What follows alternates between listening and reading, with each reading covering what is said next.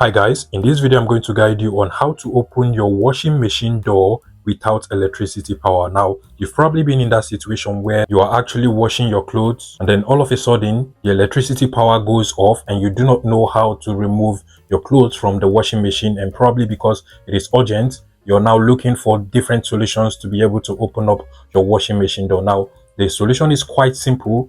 Regardless of the brand of washing machine, whether it's a Hisense, Samsung, LG, any washing machine at all, what you want to do is to simply get a spoon like this, or you can even get a screwdriver if you have one, a flat one by the way, and then you want to go over to the bottom of your washing machine. You're going to see this manual opening compartment for your washing machine. Now, what you want to do is to go ahead and open it up. You can insert your screwdriver over here or your spoon and then just try to pull it out. It should automatically open up, so just pull it like so and you should be able to open it up. Now, once you open this up, you're going to see this little plastic. Sometimes it can actually be a rope hanging at the top over here. So what you want to do is to simply just pull this downward a little bit, and you're going to hear as your washing machine door will automatically just open up. So I can go ahead and open up my own now.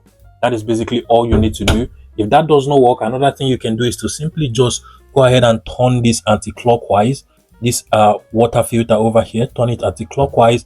It is going to release a little bit of water, as you can see, but it should automatically also open up the door of your washing machine. And once you're done, don't forget to actually close it up as well, and then go ahead and close the manual door opening compartment. If this video was helpful, please let me know in the comment section and subscribe to this YouTube channel, guys.